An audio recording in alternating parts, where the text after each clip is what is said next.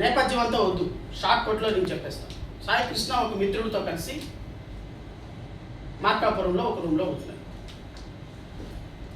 ఇక్కడ నుంచి task force CI, ఆయన పేరు కూడా చెప్తా, నేను పేర్లు వాడను, but I will give information. Task force CI ఈ సాయి కృష్ణను పట్టుకోవటానికి అత్యంత ప్రధానంగా సహకరించినటువంటి వ్యక్తి. ఈ సిఐతో పాటు టాస్క్ ఫోర్స్ నుంచి ఇంకో 2 కానిస్టేబుల్స్, ఒక ఏఎస్ఐ, కృష్ణలంక పోలీస్ స్టేషన్కి సంబంధించినటువంటి ఒక ఏఎస్ఐ అండ్ బ్లూ కోర్టుకి సంబంధించి ఒక కానిస్టేబుల్. వీళ్ళందరూ కూడా ఎవరైతే చనిపోయారో అతన్ని విజయవాడ తీసుకురావడానికి టాస్క్ ఫోర్స్ పోలీసులతో జీడీ ఎంట్రీ మార్కాపురం పోలీస్ స్టేషన్లో పెట్టారు అనేది ఒక సమాచారం. జీడీ ఎంట్రీ పెట్టి అతన్ని విజయవాడ తీసుకొచ్చారా లేదా, ఇది సబ్జెక్ట్ టు కన్ఫర్మేషన్. జీడీ ఎంట్రీ పెట్టారా లేదా అనేది ఒకసారి వెరిఫై చేసుకోవాలి. జీడీ ఎంట్రీ పెట్టారు అనేది ప్రాథమికమైన సమాచారం. బహుశా పెట్టారా లేదో నేను కన్ఫర్మ్ చేయలేను. కాబట్టి ఏది ఏమైనప్పటికీ మార్కాపురం నుంచి 8వ తేదీ సాయంత్రం చనిపోయినటువంటి వ్యక్తిని, ముద్దాయిని తీసుకొని కృష్ణలంక పోలీస్ స్టేషన్కి వచ్చారు. తీసుకొచ్చిన తర్వాత ఒకరోజు మాత్రమే ఆ పోలీస్ స్టేషన్లో ఉంచారు. 9వ తేదీ ఉదయం టాస్క్ ఫోర్స్ ఆఫీస్కి తీసుకొని వెళ్ళారు. నేను అడుగుతున్నా, ఈ ప్రెస్ మీట్ ద్వారా బహుశా పోలీసులు కానీ ఎవరైనా చూస్తే, నేను చెప్పే సమాచారంలో సీసీ ఫుటేజ్ని, ఈ ఆఫీసులో ఉన్న సీసీ ఫుటేజ్ని పరిశీలించాలి, సీసీ ఫుటేజ్ని ప్రిజర్వ్ చేయాలి. సీసీ ఫుటేజ్ని ప్రిజర్వ్ చేయాలి. సీసీ ఫుటేజ్ అనేది చాలా ప్రాథమికమైన సమాచారం.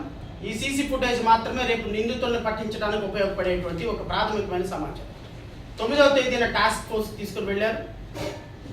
టాస్క్ ఫోర్స్లో ఒకరోజు ఉంచారు. టాస్క్ ఫోర్స్ నుంచి విజయవాడలో ఒక ప్రముఖమైన హోటల్, రమేష్ హాస్పిటల్ పక్కనే ఉంటుంది. ఆ హోటల్ రూమ్ నెంబర్ 302లో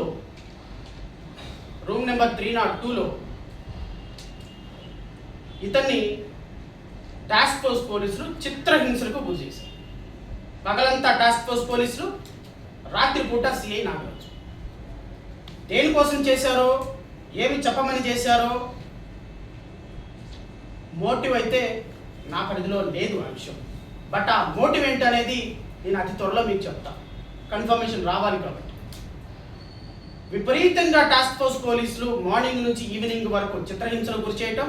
హోటల్ పేరు చెప్పగలను, కానీ హోటల్ పేరు చెప్పడానికి కొన్ని లీగల్ కాంప్లికేషన్స్ ఉంటాయి కాబట్టి ఇది నేను ఇస్తున్న ప్రాథమికమైన సమాచారం.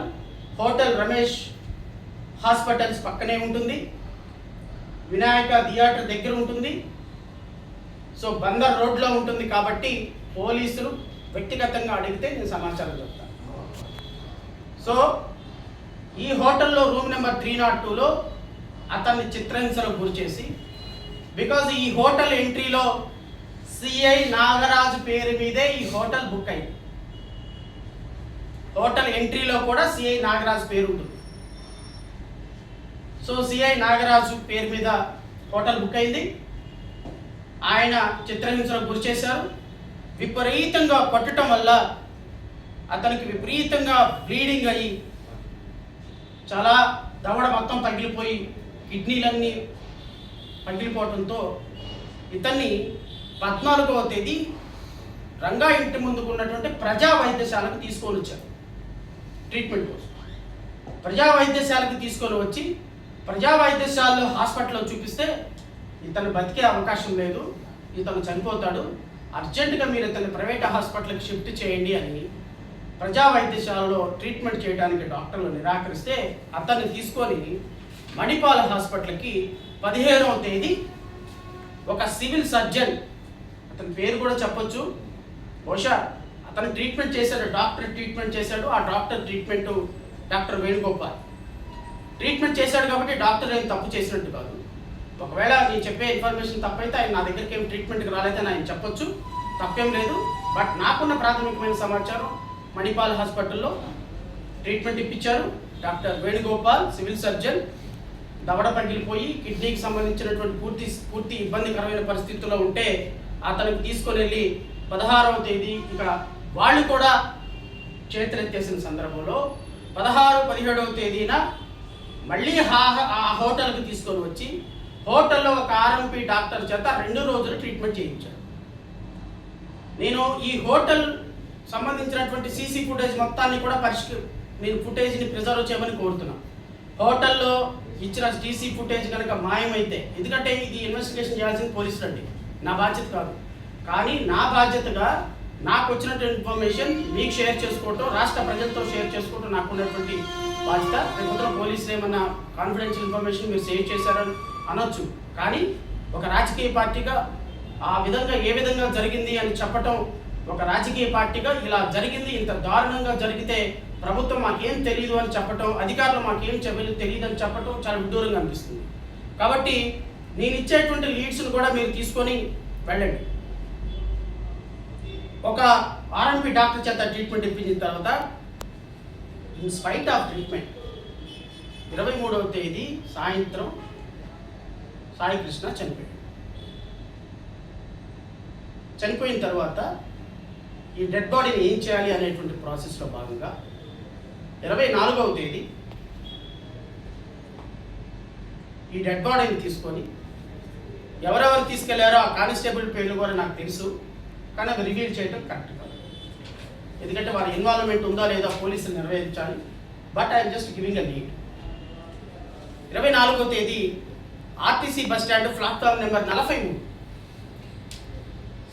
నెంబర్ 43 దగ్గర ఒక అనాథ శవంలాగా సాయి కృష్ణ మృతదేహాన్ని పడేసింది.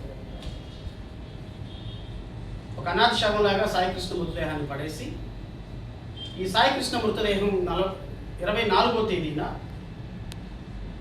ఏమీ తెలియనట్టుగా కృష్ణలంక పోలీసులకు ఒక అనాథ శవం వచ్చినట్టు ఇన్ఫర్మేషన్ తీసుకొని ఇమ్మీడియట్గా అక్కడికి వెళ్ళి, అనాథ శవం అంటే సహజంగా పక్కన ఉన్నటువంటి ఇక్కడ మనం శవం చూసామని 2-3 స్టేట్మెంట్లు రికార్డ్ చేసి విజయవాడ మున్సిపల్ కార్పొరేషన్కి అనాథ శవాన్ని తగలపెట్టడానికి ఒక రిక్విజేషన్, ఒక టాస్క్ ఫోర్స్ సిఐకి అత్యంత సన్నిహితుడైనటువంటి మేనేజర్ ద్వారా బిఎంసికి ఒక రిక్విజేషన్ పంపించి కరెక్ట్గా బస్ స్టాండ్ ఆపోజిట్లో ఉన్నటువంటి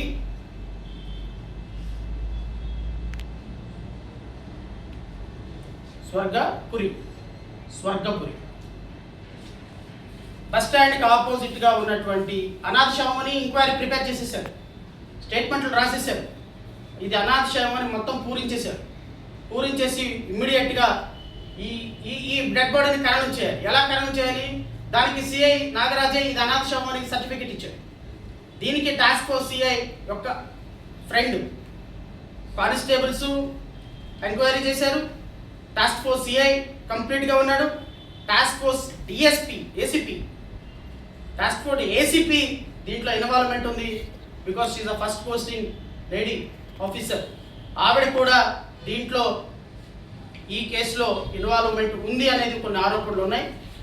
సో ఈరోజు ఈ సిఐలు, కానిస్టేబుల్స్, ఏఎస్ఐ, బ్లూ కోర్టుకు సంబంధించిన కానిస్టేబుల్ వీళ్ళందరూ కూడా దీంట్లో ఇన్వాల్వ్మెంట్ ఉంది. వీళ్ళందరూ కూడా దీన్ని బేస్ చేసుకొని స్వర్గపురికి బిఎంసి ద్వారా అనాథ శవాన్ని క్లారిఫికేషన్ తీసుకొని సర్టిఫికెట్ తీసుకొని ఈ డెడ్ బాడీని అనాథ శవాన్ని ఖననం చేయడానికి స్వర్గపురిలో ఒక అపాయింట్మెంట్ తీసుకొని లెటర్ పెట్టింది కూడా టాస్క్ ఫోర్స్ సిఐ నాగరాజ్. దీనికి పర్మిషన్ ఇచ్చారు. అంతా అయిపోయింది. ఆ రోజు సాయంత్రం అనాథ శవం కింద 24వ తేదీన స్వర్గపురి శ్మశాన వాటికలో ఆ మేనేజర్ పేరు కూడా ఉంది, కానీ ఆ మేనేజర్ పేరు చెప్పడం కరెక్ట్ కాదు. వారు అండ్ ఈ టాస్క్ ఫోర్స్ కాదు, ఇది బ్లూ కోర్ట్లో ఉన్నటువంటి కానిస్టేబుల్ ఇద్దరు చాలా మంచి స్నేహితులు. వీళ్ళిద్దరి ద్వారా 5:45 సాయి కృష్ణ డెడ్ బాడీ ఖననం చేయడం జరిగింది. ఇది వాస్తవం. ఎలక్ట్రికల్కి సంబంధించినటువంటి దీంట్లో నాకు తెలిసి దాంట్లో యాష్ కూడా మిగులుతుందో లేదో నాకైతే తెలియదు. ఎలక్ట్రికల్ డెడ్ బాడీగా ఖననం చేసి దాన్ని ఎవిడెన్స్లను కయాప్ చేసి పోలీస్ వ్యవస్థ మొత్తం ఇన్వాల్వ్ అయ్యి, పోలీసు అధికారులు ఇన్వాల్వ్ అయ్యి, విశాఖపట్నం మున్సిపల్ అధికారులు ఇన్వాల్వ్ అయ్యి, కానిస్టేబుల్స్ ఇన్వాల్వ్ అయ్యి ఇంత వ్యవస్థని, ఇంత అద్భుతమైనటువంటి సినిమా స్టోరీని తలపించేటువంటి స్టోరీని తలపించినటువంటి పోలీసు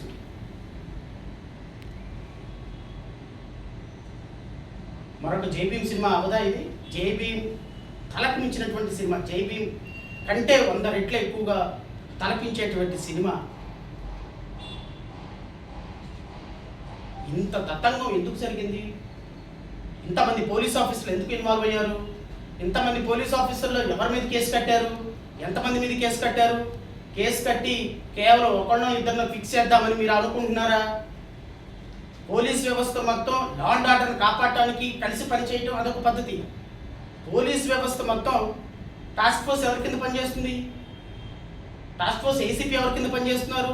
టాస్క్ ఫోర్స్ సిఐ ఎవరి కింద పనిచేస్తున్నారు? టాస్క్ ఫోర్స్ కానిస్టేబుల్ ఎవరి కింద పనిచేస్తున్నారు? టాస్క్ ఫోర్స్ ఇంత దారుణంగా ఇన్వాల్వ్ అవ్వాల్సిన అవసరం ఏమొచ్చింది? ఎవరి ప్రోత్సాహాల కోసం ఇన్వాల్వ్ అవ్వాల్సి వచ్చింది? దీని వెనక ఎవరున్నారు? ఏ ల్యాండ్ సెటిల్మెంట్ ఉంది? అతి త్వరలో బయటకు వస్తారు.